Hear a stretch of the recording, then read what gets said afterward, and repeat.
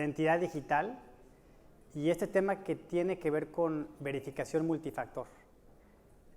Para dar un poco de contexto, Miguel, me gustaría iniciar en donde nos platiques un poco cómo ha sido la evolución de verificación física en sucursales dentro del banco a esta migración a verificaciones de manera remota y cuál ha sido el efecto en sucursales y este camino especialmente derivado de la pandemia, ¿no? Pues como bien dices, ¿no? Empezó todo con la validación de documentos de manera presencial en una sucursal y por un ser humano, ¿no? Donde llegabas con tu documento original y una persona validaba que fueras la persona que dices ser, ¿no? Y esto ha ido evolucionando por varios factores, ¿no? Por tema de fraude interno, de seguridad en las mismas sucursales. Y por parte, como decías, de la pandemia, que impulsó mucho el tema de empezar a autenticar a la persona de manera remota sin tener que ir a sucursal, ¿no? Entonces, pues viene desde ese contexto. Y en ese sentido, este efecto de verificación multifactor, en donde por un lado hay ciertos limitantes externas como son las regulatorias, pero por el otro internas como temas de compliance y evidentemente mantener el fraude bajo control. ¿Cómo ha impactado este efecto de verificación multifactor en sus procesos de verificación de identidad? El tema de multifactor nace porque un factor ya no es suficiente, ¿no? Empezabas con un tema de pues, solo un usuario y un password, y hemos ido evolucionando cada vez tener otros factores de autenticar que den más seguridad a poder autenticar que la persona está siendo o es quien dice ser, ¿no? El usuario, el password, pues no es necesariamente la persona que tú piensas, ¿no? Lo puede estar typeando cualquier otra persona. Y el tema de autenticación biométrica, pues ya te empieza a asegurar de distintas maneras que pues, el usuario es quien es, ¿no? Y en ese sentido, Miguel, o sea, ¿cómo han manejado ustedes la fricción, ¿no? Porque estamos jugando con tres elementos, ¿no? Uno es la seguridad, es de tener todos los clientes que pueden ser fraudulentos. Por otro lado está el tema de la experiencia, que están buscando que sea con la menor fricción posible. Y tienes al regulador en el lado derecho, ¿no? Y cómo buscar este centro de optimización, especialmente derivado de estas alternativas que hay en la mesa, ¿no? Puede ser, o sea, evidentemente la biometría es el foco rector dentro de la verificación de identidad y hay distintas cualidades de la biometría. Una puede ser, por ejemplo, o opciones, ¿no? Puede ser huella dactilar, ¿no? Que en muchos casos pues tienes que poner las 10 huellas para entrar a una sucursal y para poder hacer un proceso dentro de la sucursal. Está el iris, ¿no? Está por otro lado la verificación facial. ¿Qué han visto ustedes que es la solución que más les ha hecho sentido? Y además, no nada más en la verificación, pero en la autentificación, ¿no? Una vez que un cliente está dado de alta y es un cliente nuevo para el banco, cuando hace transacciones posteriores, ¿cómo han hecho para encontrar la mejor biometría en el sentido que tengan la menor fricción posible y la mayor seguridad? Sí, yo te diría, empezando por el tema del por qué, ¿no? Como decías, el tema del regulador uno de los objetivos de la banca es pues, cuidar el patrimonio de tus clientes. Y el tema de fraudes, pues cada vez ha ido evolucionando más. Los reguladores, como dices, han evolucionado y a pedir este tipo de autenticaciones de distintos factores, ¿no? Uno es el biométrico. Como decías, hay diferentes tecnologías y diferentes herramientas, ¿no? Cuando es de manera presencial, pues es muy sencilla, vas a la sucursal, pones tu huella digital y es fácil hacerlo, ¿no? Pero pues con todo este tema de que estamos evolucionando un tema remoto y digital, pues el poner la huella se vuelve mucho más complicado. Y pues bueno, hemos explorado otro tipo de tecnologías. Está, como decías, iris, pero pues no tienes la herramienta, no hay ningún, ahora sí que la gente no tiene en sus dispositivos un validador de iris, o pocos teléfonos tienen el validador de iris. El tema de las huellas, pues no es un tema te genera mucha fricción tomar la foto a tu mano y realmente necesitas mucha luz para que funcione. Y otros biométricos como la voz, pues tienen sus complejidades, ¿no? O sea, la voz, imagínate un día pues, amaneces con tos o ronco, no vas a poder abrir tu cuenta bancaria, ¿no? Y la biometría, pues que más está funcionando, la biometría facial, porque pues no hay, es una experiencia muy fácil de usar, ¿no? Y hay pocos cambios en tu cara, ¿no? No cambias de un día a otro. Ahora, todo está basado en confianza, ¿no? Al final del día, el usuario final tiene que tener la confianza que la institución pues va a cuidar sus datos, que va a usar esa información para el uso debido, ¿no? Comentábamos ayer en una plática sobre esta apertura de créditos en sucursal en donde notaban un mucho mejor performance en cobranza de las personas que aperturaban la cuenta en sucursal porque veían, se hacía la verificación cara a cara, ¿no? Contra camino completamente digital, que aunque tiene muchos beneficios, por ejemplo, no tienes que trasladarte, hay costos de seguridad, hay ahorros en todo ese proceso, y además quitas el factor de sesgo, ¿no? Que en la sucursal pues puede haber un factor de sesgo de parte de la persona que atiende al usuario, ¿no? Pero este tema de confianza, ¿cómo lo han notado ustedes? ¿Cómo han logrado caminar sobre esa línea de mantener la confianza que tanto trabajo les costó lograr como banco con los usuarios? Yo diría que la confianza, pues como dicen, se gana a través de años y se pierde en un minuto, ¿no? El primer día que te hicieron un fraude y te quitaron saldo de tu cuenta, perdiste la confianza en ese banco. Entonces, pues es algo que hemos cuidado mucho, tanto en temas transaccionales como en temas de onboarding digital, ¿no? Un tema que no genere fricción, pero que al mismo tiempo pues tenga la seguridad y la confianza de que pues está haciendo un proceso seguro, donde estamos preguntando ciertas preguntas al cliente que lo hacen sentir seguro y dar los datos necesarios para poder pues, ejecutar un proceso, ya sea una apertura de crédito o temas transaccionales, algún tema de servicio, de operación, en fin, ¿no? Y en ese sentido, Miguel, al competir con las fintechs, en donde la capacidad de respuesta que tienen para generar procesos muy rápido, para sacar productos de manera pues, muy acelerada, basadas en efecto puntual de verificar la identidad de manera digital contra, por ejemplo, las sucursales, y además de pasar por procesos mucho más flexibles de autorización dentro de estas organizaciones que son pues, menos reguladas, con un menor nivel corporativo de decisión dentro del banco. ¿Cómo han logrado sortear este proceso de sacar estos productos digitales basados en verificación de identidad y en ese tema de ir eliminando los multifactores, ¿no?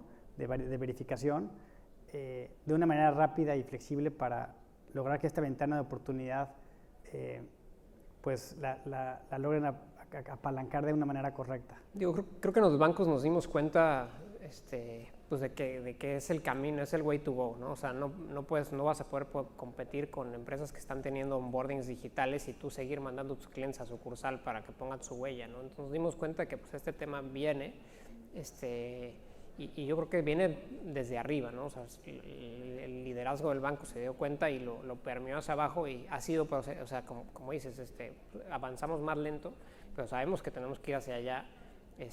Y lo hemos hecho pues a través de partnerships. Nosotros no tenemos muchas veces la tecnología y entonces nos hemos hecho alianzas con ciertas empresas para que nos ayuden con ese tipo de relaciones para poder ofrecer esto a nuestros clientes y hacerles la vida más fácil y quitar los procesos o sacar los procesos fuera de la sucursal, ¿no? Y ahora, o sea, ¿cuál es el futuro, ¿no? ¿Cómo lo ven ustedes en ese sentido?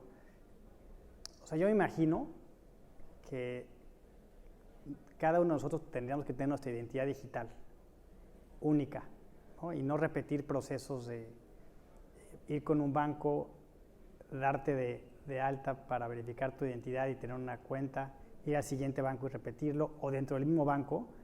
Inclusive, pues a mí me ha pasado que para un producto he tenido que hacer un proceso completamente de cero, ¿no? Que incluye mi verificación de identidad. O sea, yo como imagino es que yo pudiera tener total control de mi identidad e irla cediendo específicamente para un banco que me dé un servicio o un producto específico y puntualmente de ahí mantenerla de regreso y usarla para otro fin de una manera similar y no tener que repetir procesos. ¿Cómo están ustedes visualizando eso dentro del banco y qué tan lejano se ve ese escenario, por lo menos dentro del banco, en donde no se repitan procesos y sea una única identidad? Yo te diría, el tema de privacidad de datos cada vez es más importante, ¿no? La gente cada vez cuida más sus datos, está más presente de los datos que compartía. Antes no sabías que compartías o compartías, como decía mi tocayo, todo, pero ahora cada vez está más presente en el usuario. Pues, ¿por qué me están pidiendo esta información? ¿Para qué la quieren? Entonces yo creo que pues, es un punto. Los bancos van a tener que evolucionar a tener un proceso, un único proceso de onboarding, donde te pidamos una vez así que tu perfil digital o tu perfil de cliente, y utilizar la data, como dices, que necesita el banco, ¿no? Si es un tema de prevención de lavado de dinero, pues ese tema en particular, sin pedirte otros temas que pues quizá para esa apertura de producto, quizá para ese servicio no son relevantes y no te tengo que volver a pedir todo, ¿no? Pásame tu identificación, tómate tu selfie y así, ¿no? O sea, hacer un proceso mucho más sin fricción, donde lo hagas una vez y después sea cuestión nada más de con tu biometría acceder a los servicios o contratar nuevos productos, en fin. Ahora, en esa línea, o sea, yo, pensando un poco en alto, pero yo ¿por qué tendría, por ejemplo, que si voy a un Oxxo o a alguna tienda y quiero comprar una cerveza, ¿por qué tendría yo que dar toda mi identificación, ¿no? Que incluye mi nombre, mi dirección, ¿no? Por ejemplo, en mi INE, pues ahí viene mi información. Ahora, yo lo único que tendría que demostrar es que soy mayor de edad, nada más, ¿no? Y entonces, este esquema en donde se logre que haya un match que me digan sí o no y no tenga yo que compartir toda mi información, pues en lo que tiene que ver con privacidad de datos y yo mantener control de mis datos y de mi identidad, sería algo muy positivo, ¿no? Sí, yo creo que, como te decía, el tema de fraude ha evolucionado. Cada vez hay más phishing, cada vez hay más spoofing. Compartir la data, ahora sí que yo antes dejaba mi identificación en cualquier privada ahí, en cualquier oficina para que me dejaran entrar, y ahora cuido muy bien lo que doy porque sé que compartir tus datos como tu identificación, como dices, pues tienen todo y con esa información pueden acceder a pedir una tarjeta de crédito que no esté a tu nombre, o sea, que tú no estás solicitando en nombre de un banco. Entonces, pues es bien importante, como dices, ¿no? O sea, si nada más quieres comprar una cerveza, pues hoy tiene 18 años, sí o no, ¿no? Vas a entrar a una oficina, pues eres esta persona, nada más no necesitas tu número de tarjeta, ni tu número de lector, ni toda la data que es privacidad, ahora sí que es parte de tu identidad, ¿no? Correcto. Y ahora, regresando un poco al tema central de cómo optimizar o eficientar estas validaciones multifactor, ¿no? En donde, pues, hoy, por ejemplo, el banco te puede pedir, además de tu proceso de verificar la cara, te pide que pongas que captures tu identificación, que hagas geolocalización, que hagas comprobante de domicilio, y luego te llega un mensaje en donde te piden que revalides que si eres tú, ¿no? Y todo esto genera muchísima fricción al usuario final. ¿Cómo están ustedes pensando en reducir esto, no? Porque, a ver, la pura cara, o sea, y hablando, lo menciono porque comentaste que el banco ha escogido como la mejor biometría la cara, ¿no? Porque no es invasiva, porque es precisa, es más segura, pero una selfie básicamente tiene un nivel de precisión del 99.8%, ¿no? ¿Qué tanto más le tienes que agregar para verificar la identidad? O sea, porque a mí no me suena que es un tema, bueno, hay un tema regulatorio evidentemente, pero no sé si es un tema más de compliance interno de ciertas instituciones o por qué hay tantos pasos que se tiene que seguir cuando la verificación de la identidad puede ser así, ¿no? tenemos que ir los bancos evolucionando, como tú dices, a tener ese tipo de data ya presente y poderla consultar solo con la cara, como tú dices, ¿no? Solo con un biométrico. O sea, no tendría yo por qué llegar estoy viendo un poco a visión a futuro, pero yo no tendría por qué llegar al ATM, poner mi número o meter mi tarjeta o poner mi número de cliente, si eso está relacionado a tu cara. O sea, yo un poco como me imagino el futuro, Diego, llegas a un ATM y la misma cámara que tiene el ATM, que ya la tiene, te hace el reconocimiento y te dice, pues, saca tu dinero, no tienes que meter tu tarjeta, no tienes que hacer nada. Y lo mismo con otro tipo de servicios, ¿no? Oye, se te perdió tu tarjeta, ¿qué es una reposición? Lo mismo, o sea, tenemos que ir hacia ese mundo donde generemos procesos sin fricción, donde el cliente pues lo tenga que hacer de manera fácil. En nuestros procesos de onboarding que tenemos digital, donde tenemos varios pasos, pues cada paso es una caída, ¿no? Y vemos el funnel como, tú pensarías, que todo el mundo conoce cómo opera un OTP o como tú dices, te voy a mandar un mensaje al correo. Pues hay gente que en ese momento no tenía acceso a su correo o que estaba fuera de la red de telefónica y no le llegó el OTP. Entonces tenemos que ir evolucionando hacia procesos donde tengas mucho menos fricción y donde avances mucho más rápido para poder ofrecer la mejor experiencia, que básicamente es lo que los clientes están buscando, ¿no? Un proceso donde puedo abrir mi cuenta, puedo hacer una transacción de manera fácil, rápida, segura, y sin tanta fricción como es ahora, ¿no? Ahora, Miguel, el ponente anterior comentaba de la importancia del consentimiento, ¿no? De parte del usuario para cualquier caso de uso que se determine. Y al final del día lo que pues, la entidad guarda es toda la data de ese usuario, ¿no? Que puede ser con un fin específico, evidentemente, pero tiene un tiempo de mantenimiento que puede ser hasta 10 años, ¿no? ¿Cómo ven esta idea o esta tendencia que empieza a haber a nivel mundial en donde esa información no la guarde la institución, no esté en una base de datos del banco o de alguna entidad, sino, por ejemplo, que pueda estar repartida en blockchain y que sea parte del control del usuario final, ¿no? Y lo único que se use, como decíamos, es este lanzamiento de un check, ¿no? Y donde das parte de tu verificación, de tu identidad, para ese bien específico. ¿Cómo ven eso ustedes? ¿Cómo ven el tema de manejo de datos hacia allá, en donde se regrese la data al usuario final? Yo creo que es parte de la evolución. O sea, venimos de un mundo donde pues, te daban donde tú entregabas la tarjeta y le sacaban una copia y la guardaban en un archivo, ¿no? Hace 20 años. Y hemos ido evolucionando a files digitales, pero seguimos sin tener una base precisa que nos diga, tengo una identificación válida, todavía es vigente, es total número, me explico, y asociada a un determinado cliente. Entonces creo que tenemos que ir hacia allá, hacia tener ese tipo de información. Hay gobiernos que se están moviendo ya a centralizar esa data, a ser los controladores de la data. Hay otros que no, que han decidido al revés, descentralizado, que cada institución tenga su data. Pero yo creo que vamos hacia un tema más centralizado, ¿no?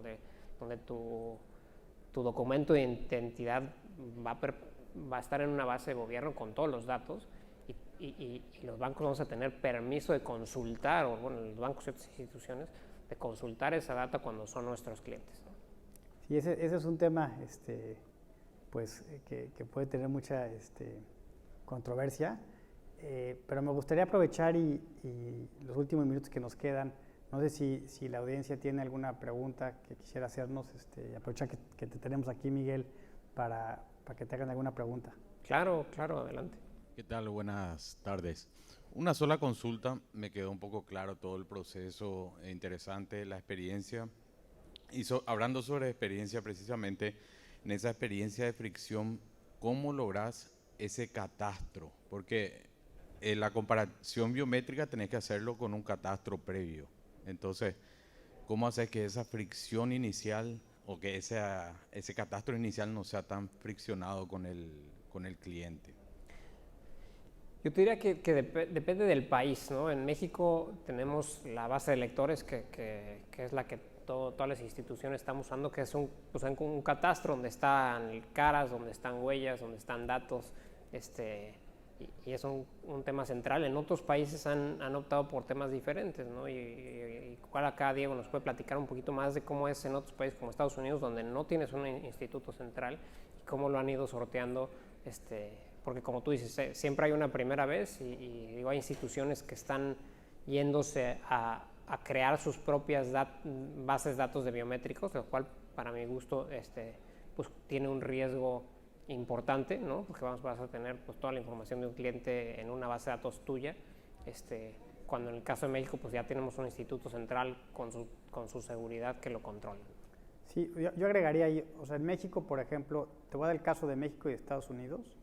O sea, en México ya hay hoy una base de datos que es la más grande en el país, que es la de votantes, y básicamente el servicio que hace hoy esa institución con las entidades privadas se manda la cara o sea, el banco, por ejemplo, manda la cara del usuario, y la institución electoral hace un match de si es o no esa cara, con un nivel de precisión que es un score, ¿no?